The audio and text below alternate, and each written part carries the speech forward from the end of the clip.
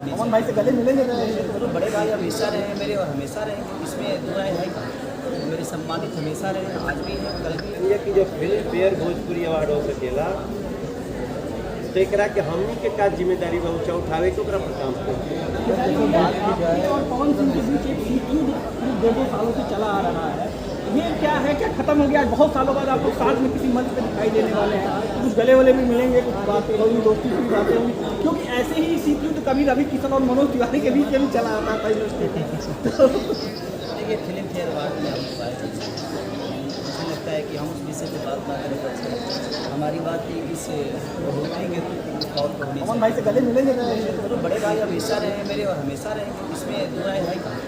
मेरे सम्मानित हमेशा रहे, आज भी है, कल भी है और आजीवन हमेशा मेरे सम्मान में है वो, और हमेशा मैं सम्मान करूँगा, क्योंकि भोजपुरी के अंदर संस्कार है और संस्कार है तो संस्कार में ये हमारे बड़े भाई लोग हैं, इनको देख कर हम बड़े हो गए हैं और इनके आदर्श को अपना आदर्श बनाकर हम बड़े हो गए। तो कोशिश हमारी हमेशा अपने क्षेत्र में रहती है कि हम बेहतर से बेहतर काम करें और उसी पर चर्चा करें तो ज़्यादा बेहतर है, क्योंकि काम से ही चीज़ें बड़ी होती हैं, विवाद से चीज़ें बड़ी नहीं होती, तो काम से बड़ी होगी और मुझे लगता है कि हमें काम ही करना चाहिए। भोजपुरी आइकन के लिए क्या कहना चाहेंगे खेसारी जी? बस जिस तरह ये भोजपुरी के लिए इतना खर्चा चाहिए, इतने कलाकारों को इकट्ठा करके भोजपुरी के बारे में सोच रहे हैं, मनोज भाई ने जो बात कही कि हमें भी इस पे सोचना चाहिए ताकि इनके साथ हम भी जुड़े, तो हम भी हमारा भी एक दायित्व बनता है कि हम भी भोजपुरी के लिए, आज भोजपुरी ने हमें बहुत कुछ दिया है, तो उस भोजपुरी के लिए हमने क्या दिया है, तो अब सोचने की विषय है कि हमें सोचकर और इस चीज़ को बड़ा करना।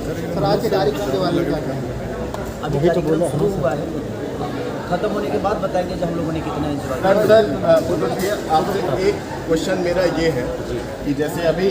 स्टार्टिंग में मैं देखा कि आप इनके आकर के पैर छुए, मुझे बहुत अच्छा लगा सर, इंडियन कल्चर को आप प्रमोट किए। आमतौर पे ये चीज़ होती नहीं है सर कि इस इंडस्ट्री में कोई पैर छुए, सर मुझे बहुत अच्छा लगा इस चीज़ को लेकर।